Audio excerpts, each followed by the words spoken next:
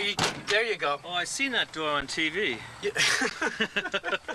That's what you say. You know what I'm talking about with that door. That's when you say, oh, you've got that one down. Is that it? The service connection is So this is the inside of the rig, huh? This is it, Jim. This is pretty cool. What do you think? I mean, this is, you know, we're going back a few years with her, but... How many miles in this crate? Oh, gosh. services of It makes sense for around here, though. You know what I mean? Well, yeah. I mean, I'm on my second engine anyway.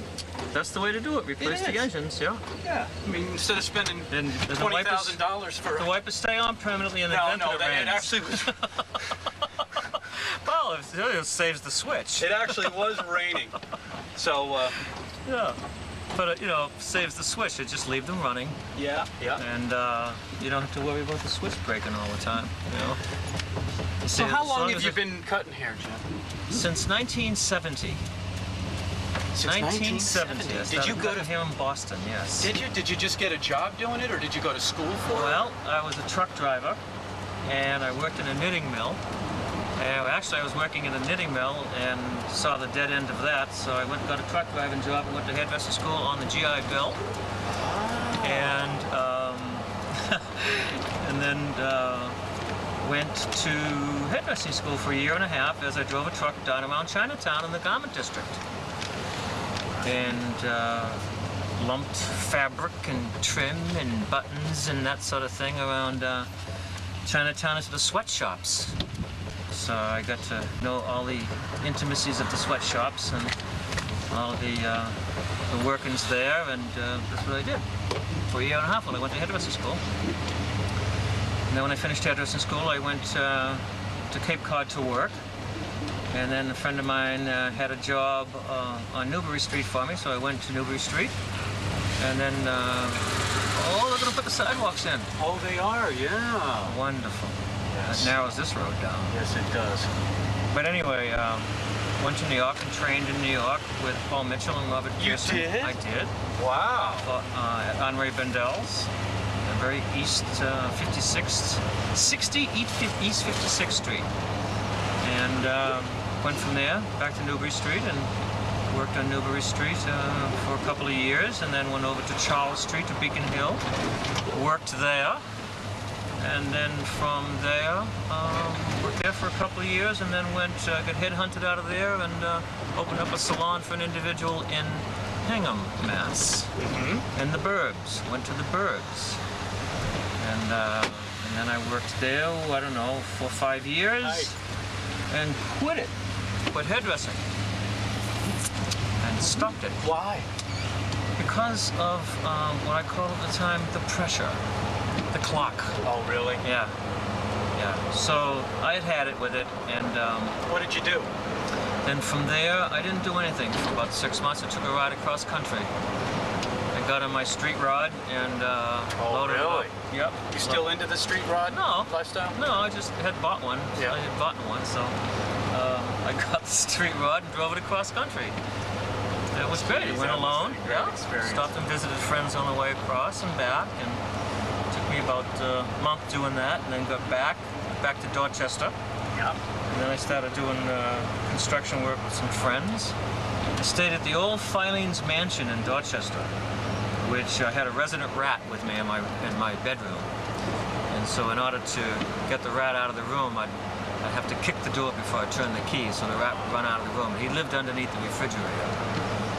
The rat lived underneath the refrigerator because it was nice and warm. So I didn't bother him, and he didn't bother me, so long as he stayed under. Really? Yeah, I didn't care. Yeah. Wow, most people would just go No. crazy. The knowing rat that was there was okay. a rat in your No, house. I was more worried about the I had a people out possum there live than in the my animals. house once. Oh, really? Yeah, Now right. tell me about those people. Well, that was interesting. One night, there was a lot of ruckus out in the hallway, and I opened the door, and there was a guy standing there with a Doberman pincher and a huge knife in his hand. And there was a junkie lived next door, a prostitute lived next door, and in the next room. Oh, really? And, they were chasing her for the money that she owed. Oh, boy. So they were chasing her down. Poor kid, she was in tough shape. Right. And so I just opened the door, saw this scene, then closed the door. Right. And stayed on that side of the door, you know. And they went and rousted her out and took her away. We don't have that problem here anymore, though, do we? on Nantucket, do we? Um, Those days are over. Not for me. I mean, you know, yeah, no Yeah, you problem think- for me. Yeah. Right, right. Oh yeah. Yeah, I left there because of all that ruckus. Yeah. I left there because of all that stuff, you know. Yeah, right. Where did you grow up in Boston? In Dorchester. In Dorchester. Yeah. Is that a tough area? Yeah, they say it was. It didn't seem that way to me. It didn't, no. Oh. No, it seemed like that's where you lived, you know. Yeah. We speak in parishes, and it was in St. Margaret's Parish. It's on the Dorchester South Boston border, near where the University of Massachusetts is now. Just a nerd, you know, and I said I gotta get myself some flowers. Stick your nose Wow. in I here. have another dozen at home. Stick your nose in the door. Are those get on your TV. flowers? I mean, are the, They're not for me. You wanna no, be but did you grow them? No, gosh. Yeah, they look beautiful. What do you guys? Let's have a smell. Let me smell them. Come here. They're beautiful. Oh, what a perfume, huh? What a fragrance. She's shy. She knows Yeah. the camera's on. I know. Oh, well. Some people are very camera shy. Yeah.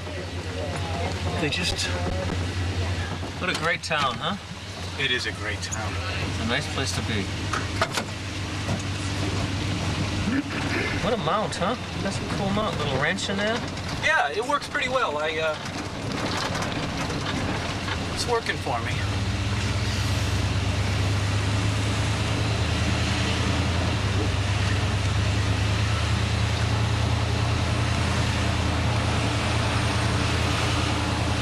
Hi, Christy. How are you? All the building going on Orange Street here. Yes, Nice to see the properties getting improved and fixed up. definitely. So you like living here, don't you, I Jim? love living here. You don't, beautiful, even though you've sweet been here place. for how many years? 15, 16 years, something like that. So you've seen some changes, seen some changes, yeah. and they don't bother you that much, do they? Not at all. Huh. Not at all. I like to see it. I think it's improvement. I like to see all the people here and walk down Main Street. There's tons of people around, and they're all well dressed and, for the most part, well behaved. Yeah. You know, there are a few people who are rude, but that's everywhere. You know, I don't think it's just on Nantucket. You know. Right. I like it. I like it. It's you know, it's the island's changing. Some would think for the worst, but I don't think it's for the worst. I've seen neighborhoods change for the worst, Right. and this isn't changing for the worst. I suppose for some it's for the worst, but not for me. I can only speak for myself. And when I see people, you know, guys like this painting a house and fixing it up and Right. making it look good, how can that be for the worst? You know, these guys There's are plenty working. of work. They're working, they're earning a wage, and they're doing something honest. And Yeah. look at that, within a block, 2 houses being completely done over. Yeah. Right. That's a lot of work. And, you know, those guys are going to need haircuts. That's I'll be here to cut their hair. Yep.